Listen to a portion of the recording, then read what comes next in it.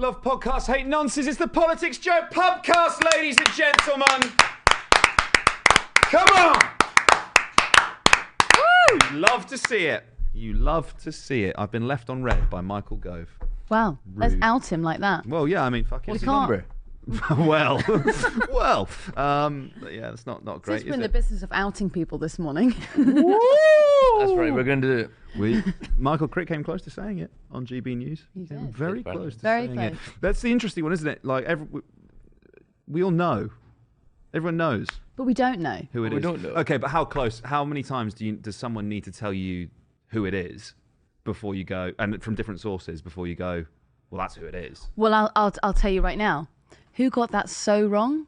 Carl Beach. We got it. It was so wrong. Yeah, that's Tom true. Watson famously used his parliamentary privilege to name the alleged perpetrator and to talk about these crimes, and there was no evidence for it. And then it ended up being some poor old man who, I think he topped himself in the end, didn't he? No, I think he died. Oh, he just died. He died of cancer. Oh.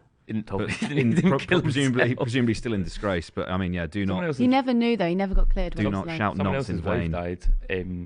She was suffering from dementia, and she died with her husband still facing these allegations. That is so Okay, bad, isn't we're it? going to get into it anyway. I mean, we're going to jump the gun a little bit there, to be honest with you. Cheers, Ed Campbell. Cheers. PoliticsJOE's golden boy. Mix in a water. It's good for you. You don't always have to have a beer, do you? Pint of gin, mine. Yeah. Oh, is that what you're on? Mm-hmm. Delicious. Ava Yum. Santina, the only serious journalist among us. How are you? When did this start? Yeah. When it makes you so angry. Your veins started pulsating. You were just like, I'm texting Michael Gove. I'm not a serious journalist. I'm not a serious journalist. It wasn't anything to do with Pubcast. Are you free later? I'm Yeah. about to kick off a 10 to 20 minute long discussion about nonsing. I don't know if you can call me a serious journalist. I mean, are we going to have an epistemological discussion because that, about what is and isn't a nonce? Because 17 is that nonsing? Yes. Can we talk about the IEA tweet? Yes, this was unreal. Bit of context. We're talking about the BBC presenter, right? Okay, we've got that out of the way. Everyone knows now. Go Yeah. on. IEA. There was I'm not going to name the contributor because I think this is another case. You know when the IEA have a new young person and you're like, I feel quite sorry for this person because they just seem to be a vessel for this right-wing. They're a puppet essentially. But this person tweeted, it was more like an observation that you should just keep. I think you should just keep to yourself, saying you can have sex at 16, but you can't send nudes till you're 18. And then the final line of the tweet was, that's a discrepancy. Yeah. Which it is a discrepancy. That's a fact. But this is a young woman sending that as well. No, it was like a woman said it, but like she took no. Is that a good thing or a bad thing? Like she just made an observation. A disgrace. I've never really lent much sort of mental. I've never spent much time thinking about the gap between those two things. Good to hear. Yeah. Well, I mean, it is a gap, isn't it? I've never found myself in a situation where I've gone, oh, that's. Is that presumably because of, I don't know, like making porn and like making money? Is that why? I think one could be more inherently. What, you're looking at me as exposed if I have the answers. I don't have the answer. Like you're looking at me like some sort of oracle. I don't know. On the sex this laws. is a minefield of discourse. I mean, it does feel like... So it's really interesting because it was in reaction to the discourse at the moment about Gen Z. And Gen Z are way less favourable to age-different relationships. They call them age-inappropriate relationships. Oh, like between two adults, but there's a massive gap between them. Yeah, and Right. funnily enough, there's actually another guy who's on the BBC he was Doctor Who. It's all come up because of that. He's like in his 40s and he's dating a 24-year-old, and the internet are up in arms about it. I don't mind that. I mean, if some people are like old souls, some people aren't, and people, consenting adults can do whatever the fuck they want. Really, I think there's one basic rule, and it doesn't matter how old. Okay, half your age. There are several. There are several rules. There are several rules around this, but like sort of the one within my friendship group, which I don't know if someone like matches with someone on Hinge or Bumble or whatever, and it's like, and it looks really nice. So we've had a great conversation, but I'm a bit unsure about going out on a date because she is 23. I always say, if you're asking the question, they're too young. Yeah, that's... If there's a doubt in your mind, then no. Yeah. It's like if you're having to ask it, then park it and leave it. I don't know. If you're like 30 and you're going out with a 50-year-old, I don't care. Yeah. I really don't care. It's no. There's something about essentially your lots of what they 20s, though, isn't there? But it's interesting how Gen Z are so on it. It's so different, I think, to when I was growing up because, well, as someone who dated older men, I was like, I have so much experience.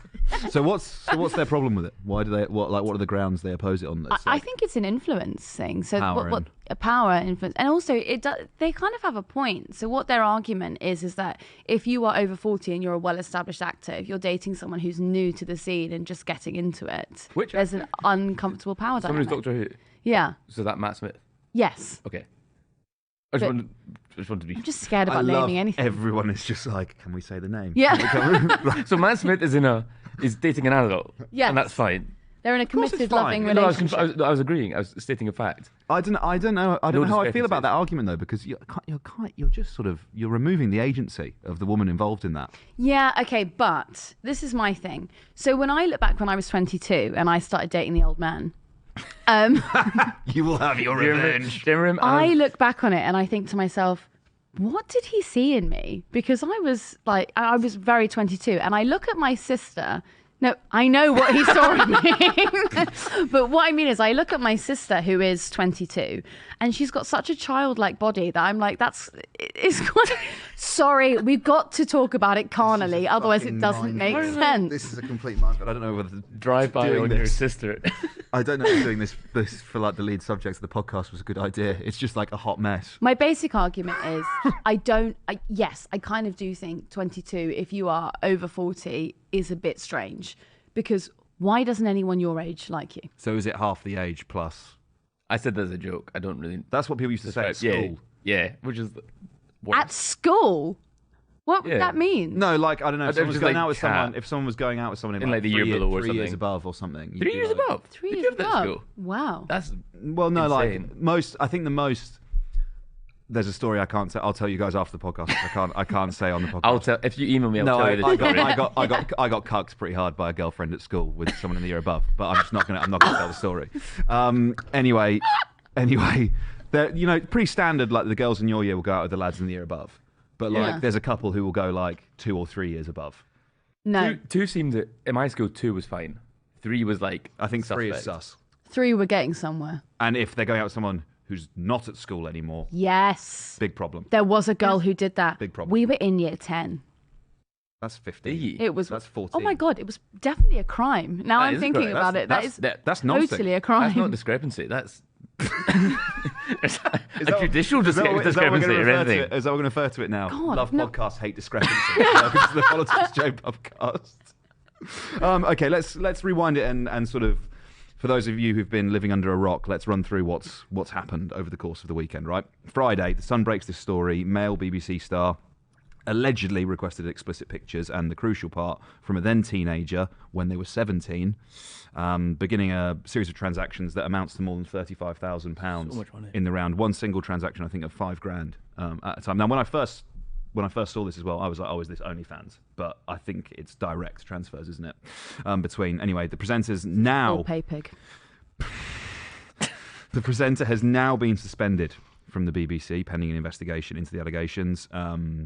Tim Davie emailed the staff saying that the organisation was taking the allegations incredibly seriously.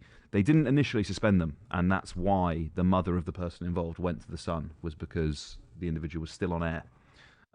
They had problems with it. The Sun wrote, quote, the BBC has I don't like quoting The Sun, it just feels wrong. Anyway, The Sun wrote, it was their exclusive, the BBC has a sorry history of ignoring complaints and rumours about its own presenters, sometimes with appalling consequences. So they're obviously kind of like invoking Jimmy Savile there. The presenter has not been named for the legal considerations of privacy and libel. And they're talking to the cops about it now. The law was changed in 2018 in light of which case was it? I should have probably looked this up before, but in 2018 it was changed, so you can't. That must Oh, be it was Beach. Cliff Richard. Sorry, it's Cliff Richard. Oh, right, yeah, got you. yeah. They changed it then because of what happened to Cliff.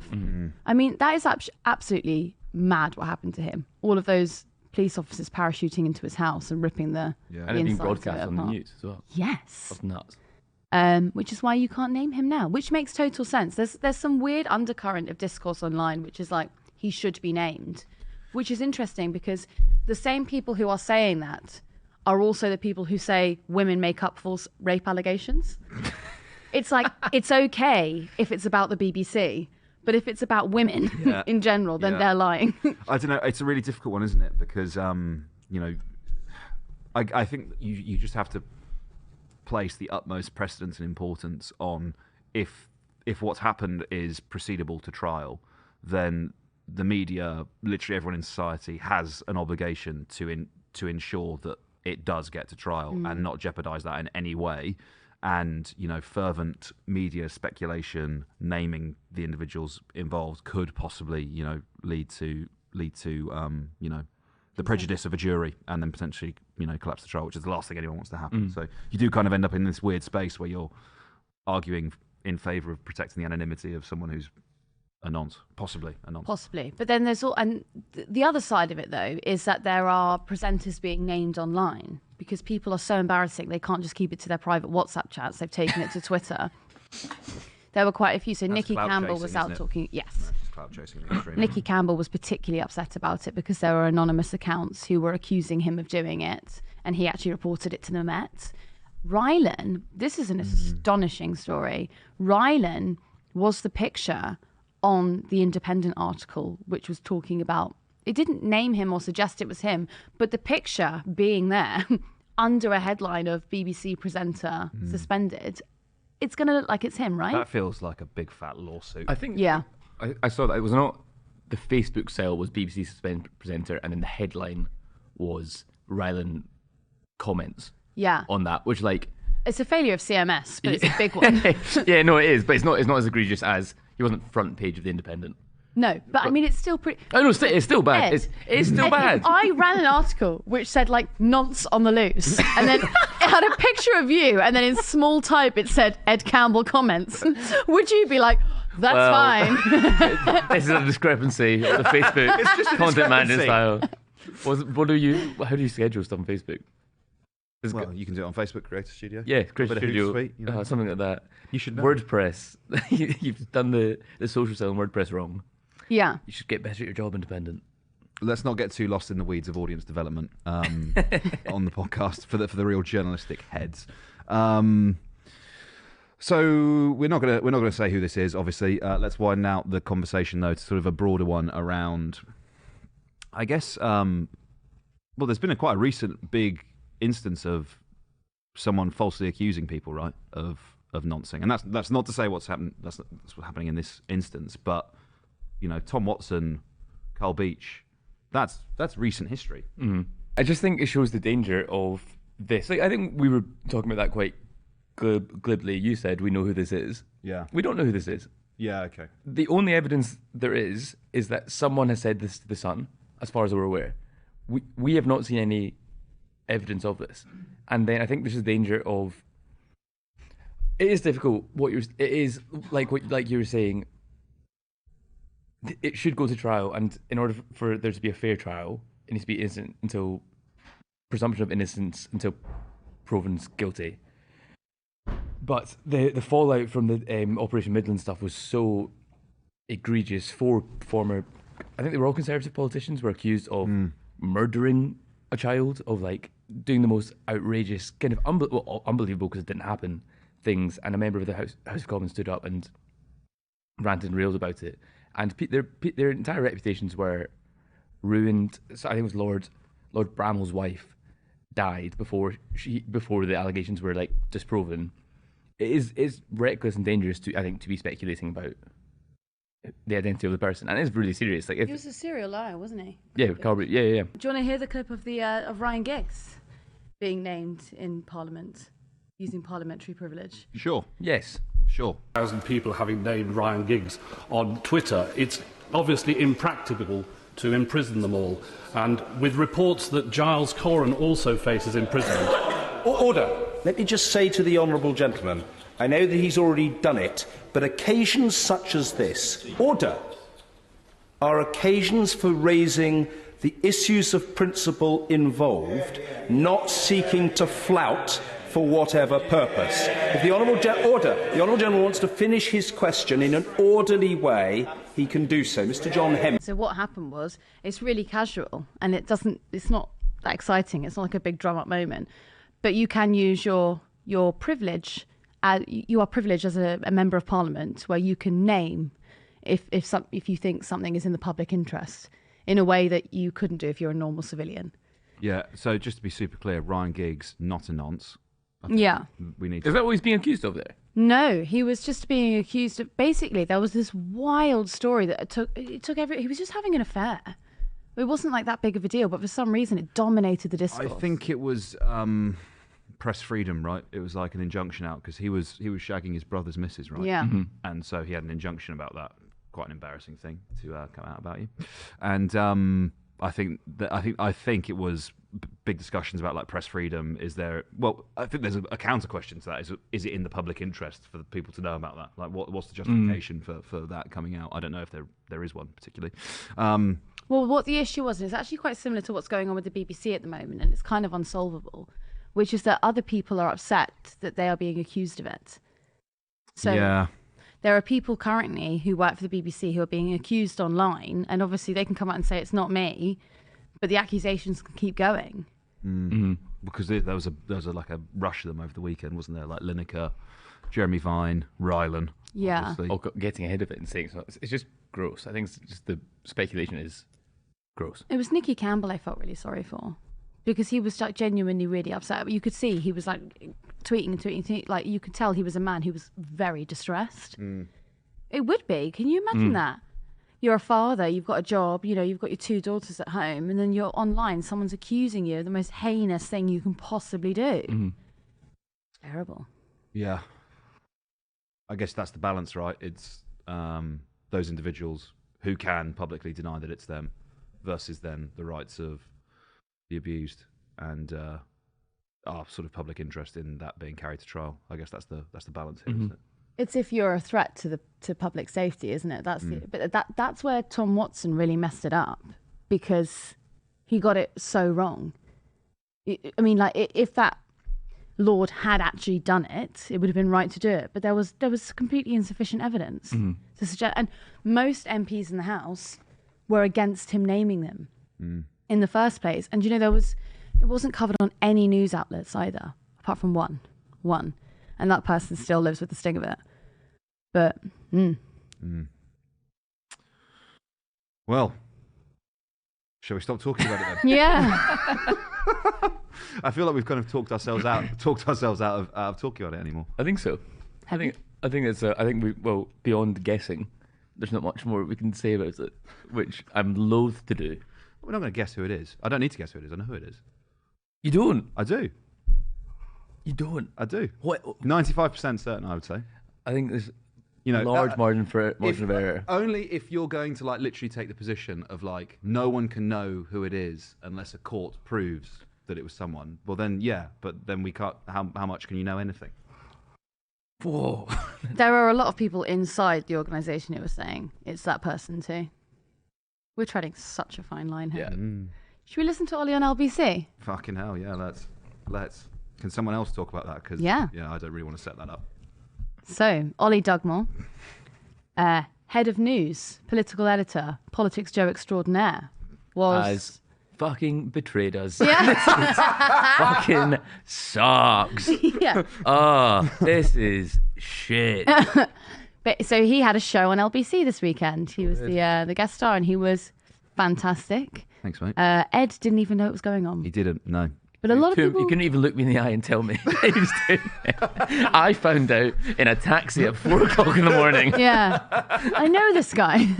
I phoned up LBC to my usual rant about you, Les. Yeah. Ollie? I tried to tell you, Ed, but I couldn't look you in the eye and say that I'd betrayed you. That's embarrassing. What was it like in the big chair? It was the slightly smaller chair of the bigger chairs. It was in that smaller studio. I didn't get wheeled out for the premium big boy one. I think there's a little bit of sort of like road testing me, making sure that I don't sort of, start a conversation. Name the BBC presenter. Start a conversation off about the BBC presenter, and then halfway through realise that it might not necessarily be the best idea, and so move the conversation onto something else. They were taking calls on it this morning on 5 Live, and so therefore on BBC News as well. Ferrari was doing it as well this morning. Yeah, You've all got parliamentary privilege. I voted. Where's my parliamentary privilege? Listener, Yeah.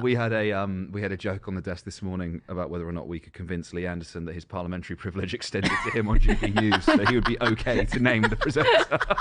And Lee, if you're watching, you do. So Lee, you can do it, buddy. Yeah. it's up to you, man. We're counting on you.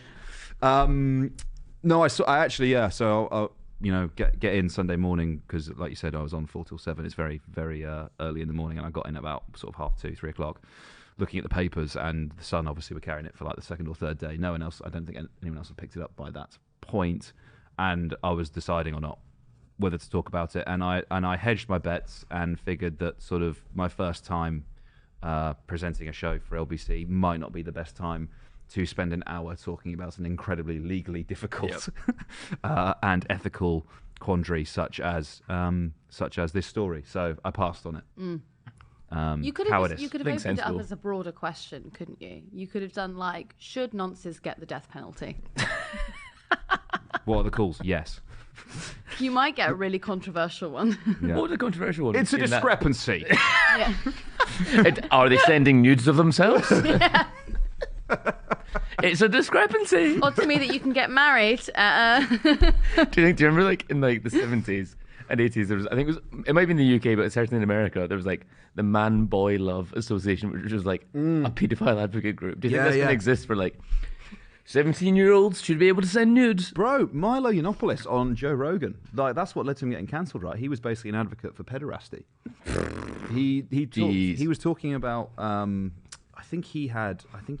was some kind of like abuse or something like that, and he was kind of maybe shock jocking, maybe, I don't know whether he genuinely thought this, but he was basically trying to say that it had actually been to like his benefit to experience that, and was like, Yikes. What? what? That makes no sense. Yeah. There's also the fantastic moment that lady, whatever her name is, who kept getting wheeled out to talk about Prince Andrew and defend him, was like, he's not a paedophile. Oh my God. He's a hebephile. He's a paedophile. Yes. Yes. Was that Lady Colin Campbell? I should hope it is. Otherwise, that's going to have to come out. Should I look it up? Could it? It wouldn't be the dearly departed Lady Hussey, would it? She didn't die, did she? Did she die? No, she got kicked out of the household, didn't she? She Oh, was sorry, disgraced yes. for asking that. No, that no, it woman where wasn't she Lady came from. Hussey. No, she's not a public figure, Lady Hussey, I don't think. There was also the Not fantastic. to you. Do you remember when a certain ex-Home Secretary's daughter, who is also part of the commentariat, tweeted that there should be more accessible porn, and basically was advocating for 16 and 17-year-olds to make porn. And she said Ava, it's a discrepancy. It's a discrepancy. It's a discrepancy. she defended it for like 2 days. You know, why can they shag but not film it, you know? Yeah. Someone's going to clip that. I know. And ruin your career. I know they are. But I just as I engage in a slightly promising, separate path, I thought I'd sabotage it and shoot it down. It's so weird, isn't it, to look at 16 and 17-year-olds and go, do you know what they need? More fucking rights. Like, it's just absolutely mental. Actually, in the context of your conversation with Laura Bates, I think it's actually a pretty ropey position to be like, what do those people need? More porn. Yeah. I really do. I guess we're probably being slightly ungenerous, and I imagine that possibly what she was arguing for was like almost like educational rather than sort of like. She was arguing for consensual porn. Yeah.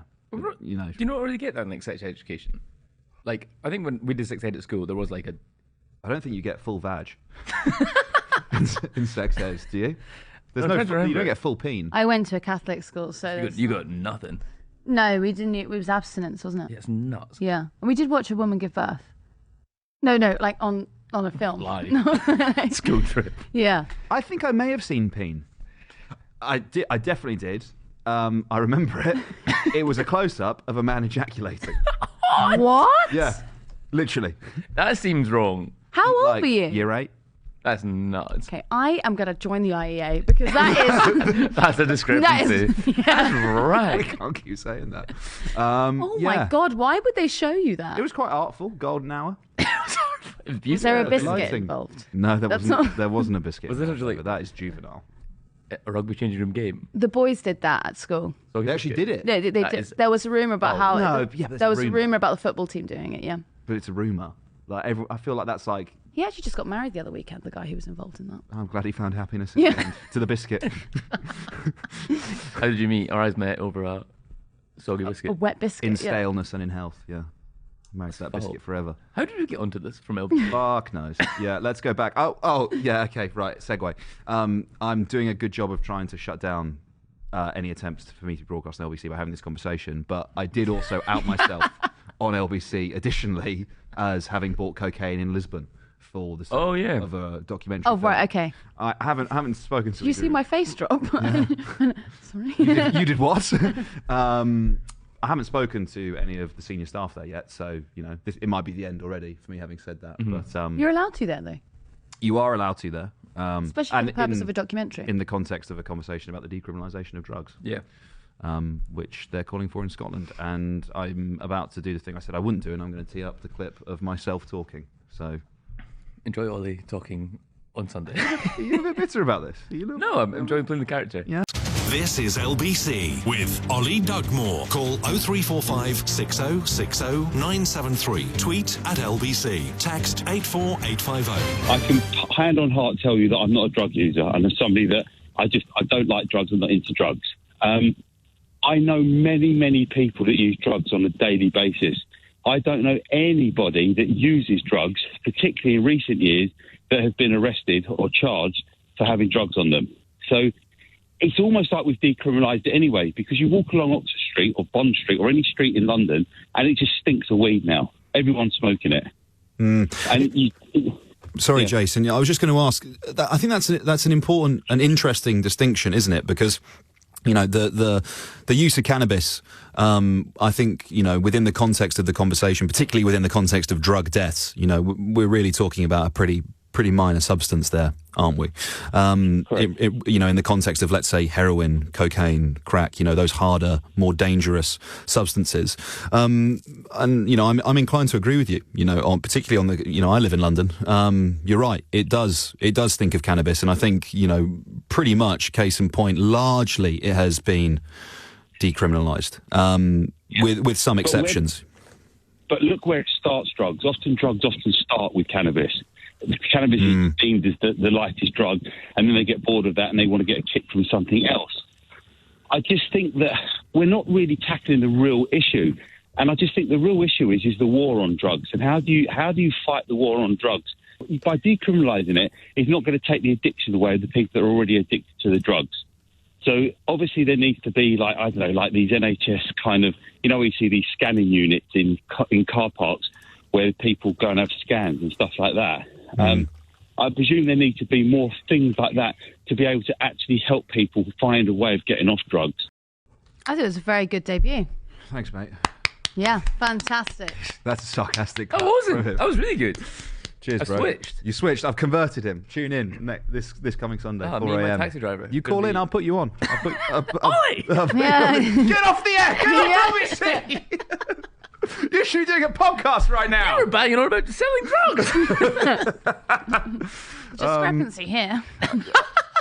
Wait till I said, you said that thing about 17-year-olds in the office. Look, there's a couple of things I probably would have liked to have said in that call anyway. I mean, the first is, decriminalised, effectively decriminalised for some people. Not everyone, there's a lot of people that if you get caught with a bit of weed in your pocket, you are going to be in trouble with the police. I'll shock you here.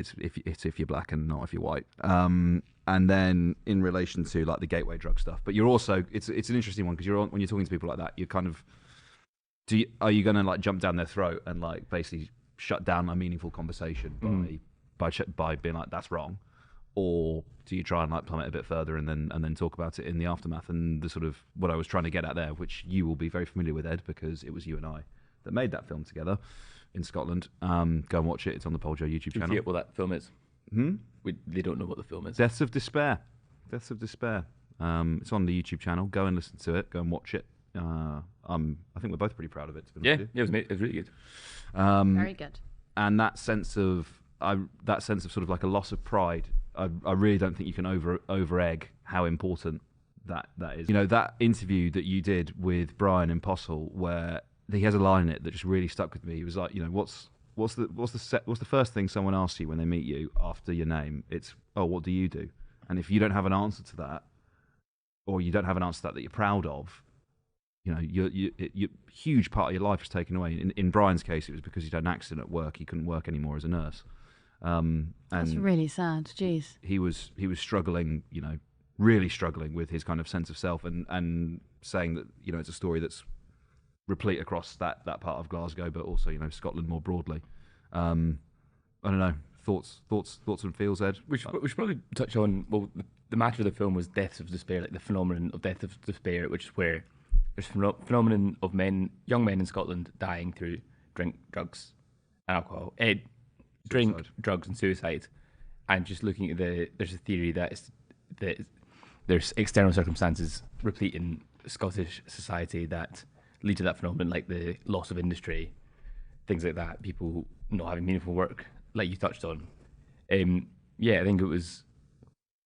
I think if you want to combat these excess deaths or self-inflicted deaths, you need to have a serious conversation about things like drugs. I think that's quite a good example of someone it's like they're having that conversation in a different language. Yeah, I think we've like people like us, maybe people with more liberal attitudes to drug policy. We are having a completely different conversation to more socially conservative people, older people who think talking about like gateway drugs. When's the last time you earnestly said, "Oh, weed's a gateway drug"? Yeah. Which, think about people you know who smoke weed, who don't touch anything else. They just like smoke a joint at the end of the week or something like that. Or literally won't even drink. Yeah, that they smoke weed. Yeah. Or cancer patients who use that. I think you need to have like an honest evaluation of why people use certain drugs. Like someone taking a pill at a festival, that's not necessarily a problematic drug user, or someone who's going to hurt themselves. So there's no point being so punitive or stigmatizing of drug use. But I think that you agree with the symptom, right? Like, so what Jason was talking about was like, we both agree that addiction is horrendous, but then there kind of is like two trains of thought about how to deal with that. Like the the Home Secretary's current advice is to crack down harder on it, and then there's another school of thought which is to basically facilitate safe drug using. And if you're a part of the War on Drugs Brigade, you're never going to meet facilitating safe drug taking, and so that it never meets in the middle. It's what drives me nuts but like the facilitating safe drug use is right. Like in that film we talk about Peter Crichton, who set up, we talked about him with Tom Usher actually. Peter Crichton is getting a lot of shout-outs on the PoliticsJOE podcast. I talked about him on LBC. Yeah. I mentioned him by name. He's a fucking legend. He's the man. And so Peter Crichton set up that safe injection room in an old converted ambulance in Glasgow. He supervised X number of injections, and there was not a single overdose. Or there might have been an overdose, but he stopped multiple fatal overdoses. There was not a single death through. And if Peter hadn't been there with, I can't remember the name of the drug. Naloxone. If Peter hadn't been there supervising the injections, that person would have died. And Scotland's drug deaths are staggering. So if it's so frustrating hearing people just not having a good faith conversation about drug policy and just being so punitive. It's good faith. Yeah. Because most of the Tories, Michael Gove being one of them, would advocate personally for more responsible or a better, the kind of approach to drug taking that we agree with, that sensible Tories do, but they don't think it aligns with their base. And then loads of polling shows that actually most people out in the country don't agree with the war on drugs and don't agree with hardline drug fighting. It won't fundamentally change until the political will in this country changes. That is the only reason why. It's not, the evidence is there. You could look at what they did. The reason we went to Scotland, right, and then I went to Lisbon. Sorry, you didn't make it on that one, Ed. And this was for a jolly and had to justify it. You went for a conference. Yeah, there was a conference. No, okay, look, we went for a conference and I thought, well, this is also a good opportunity to make some journalism. So we did. And they were in a very similar situation to what Scotland is sort of creeping towards now. It was much more sort of to do with heroin. It wasn't, the drink and the suicide element to it there. It was much more sort of intravenous drug injections. And they decriminalised, sorry, I should say. They decriminalised, it's different to legalisation. And their drug deaths fell off a cliff. The HIV, the localised HIV epidemic that they had fell off a cliff because because they decriminalised, and they took this whole public health approach, improved housing, improved neighbourhood policing, and that's also the really crucial thing about it is it wasn't just decriminalise the drugs, problem solved. It has to take part in a context of good public health care. It has to take context in improving local neighbourhoods, and as a result, it fell off a cliff. And I don't know. I was going to say that it was one of the saddest thing we saw in Scotland, but the saddest thing that happened in Scotland was our conversation with the Fraser family, which was heavy, and we won't get into it now. But being in that alleyway with Peter when that lad arrived to shoot up, and like the shit. Honestly, shit smeared alleyway. There is turds on the floor, like discarded clothing, discarded needles. It reeks of piss and shit, obviously. And it's just like some bloke's Fiesta's parked there. There's like a turn in the alleyway, so you can't see down from the street. And users basically walk down there, shoot up, chuck the needle, chuck the whole kit, and then they're off on their way. And how you can't have sympathy and empathy for the people that are doing that, like, it blows my mind. It blows my mind. And I think it's because people would rather look the other way and pretend that drug users are like lost self-control. Someone texted me on LBC and was like, these people have lost their survival instinct, and it's just like it is pathetic to think that an addict wants to be an addict. Is just like how callous do you have to be to suggest that someone wants to be in that alleyway using heroin? They don't want to be there. It's the circumstances of their life, the circumstances of it beforehand, whether lost job, not happy, not fulfilled. I think, like, you look at, I don't know, let's take, you talked about Glastonbury, right? Why do the 250,000 people at Glastonbury who are on, any combination of drugs, literally like, acid, coke, MDMA, take your pick, they're on it. Why do those people then, when they get back from Glasgow, are they able to like reintegrate into society and like go and work in their jobs? Why don't they get addicted to those substances when they take them? And why do other people get addicted when they do take them? And it's obviously, it seems so obvious. It's the class divide. Do you know what I mean? The people at Glastonbury can afford Glastonbury tickets. You've had this conversation already. We won't retread it. And they're happy. If you're taking coke and you're not happy, you start spiraling. Yeah. And that escapism comes into it. So. And many people in our industry actually, I think, have quite a serious cocaine problem. It's actually extraordinary, and it's never sexy or glamorous or in any way that it's painted. It's really ugly. I've had friends doing lines in the morning before they go to meetings. It's not nice. Absolutely no, it's horrible. There's no way in which that can be viewed as some kind of like sexy escapism. No. Someone getting up at 7 a.m. to rack up a line. It's horrendous. Life ruining. Should we talk about something a little bit lighter to end the podcast? I think that's a good idea, yeah. Go on. Over the weekend, George Osborne got married. Speaking of coke, let's go! Is George Osborne a coke guy? Was he a coke guy? Can you say that? I didn't say that. You said speaking of coke. Yeah, like weddings, Yeah. Oh, excuse me. Good time, Charlie. I forgot you got married recently. Yeah, exactly. Speaking of recent experience. So George Osborne was getting married to his former advisor, Thea, her name is. Yeah. Tia? I think Thea. It was overshadowed Ruined. by an email that circulated last Tuesday or last Wednesday. Midweek. This email went to all of George Osborne and Thea's wedding guests. It also went to quite a lot of journalists, and basically the whole media world has been talking about it. And there are several allegations in there which have cast a shadow over the festivities. But this all came to a wonderful culmination when they left the church, and a woman, probably about, I think she was late 60s, early 70s, came out of nowhere and threw orange confetti over the two of them. How could she? On the happiest day of George Osborne's life. There's got to be a play on words there, isn't there? Or a joke somewhere about austerity. Was that necessary? Was this necessary? Was this necessary austerity? Yeah. You're welcome. Should be more austere with the confetti. I don't know. It actually wasn't very She much. had to make a difficult decision, difficult choices about what colour confetti it was going to be, what kind of confetti it was going to be. She threw over them, whether to do the protest or not, maybe. But she wasn't a Just Stop Oil person. No, but Just Stop Oil did kind of They're lead denying on. it, aren't they? They are now. But They did tweet the video saying, Yeah. love it. And then they were like, how dare you think it's us? It's like, Yeah. what do you mean? Also, I mean, a stunt that I would have probably taken. Would you have? I don't stunt? know. Do you think it's a bad thing to do? No.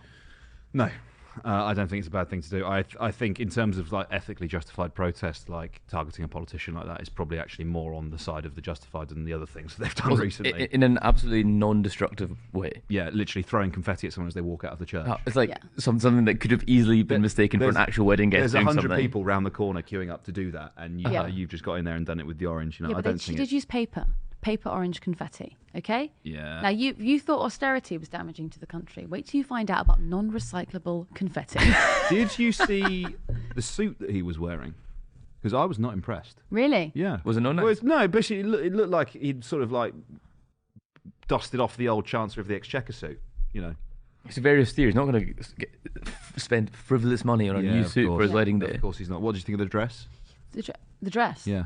I actually really wasn't looking at the dress. I was like desperately. The only thing I looked at in clips was who was there, and I was fascinated to see There was who was. a lot of who people was there. Did you see Davcam? He was there. He was leaning right over everyone to take a photograph. And if you've read the email, you might question that. Dear God. That's going to be so frustrating for the listener to be like, I'll tell hearing you what. speculate I'll tell you about what. Listener, email myself. Email Ava. No, don't say we'll send the email. We might send it to you. But we might. can we do that? Why not? There might be a discrepancy here. On that note, Yeah, why not? Let's kill it. Let's kill it there. Bang. Bang. Dead podcast. Dry podcast. Well, Dry not dry, podcast. but non-alcoholic podcast. Mine was gin. To your Cheers. good health. No, it wasn't. Good health. to Taylor Swift tickets. To Taylor Swift tickets. Cheers. See you on the next one. How angry would you be if I paused this and went and bought Taylor Swift tickets and came right back? Is that really what's happening? Sean says I'm in. Okay, off How angry would you no, be? no, off you go. Off you go. We should do this later. Yeah, I think we should continue rolling, to be honest with you. Ava's taking a Taylor Swift-induced break. We're very accommodating at Joe. Yeah, I might take a break as well. People, Shall I? you cannot take a break. I'm not going to riff. I'm not just going to riff on this by myself. Lunch.